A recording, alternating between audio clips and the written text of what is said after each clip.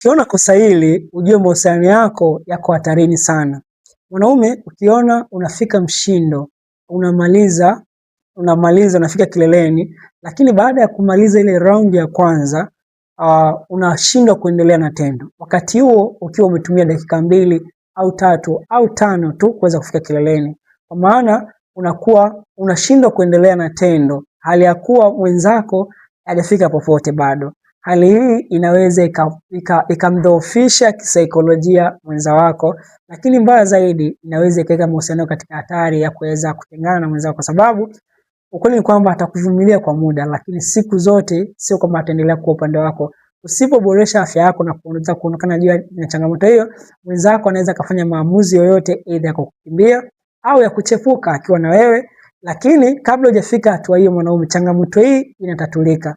Unaweza ukani DM neno msaada WhatsApp, then nitakupa mwongozo wa hatua kwa hatua jinsi unavyoweza kuondokana na fedha hii. Mwanamume mwenzangu, karibu sana, niko tayari kwa ajili ya kuweza kukusaidia.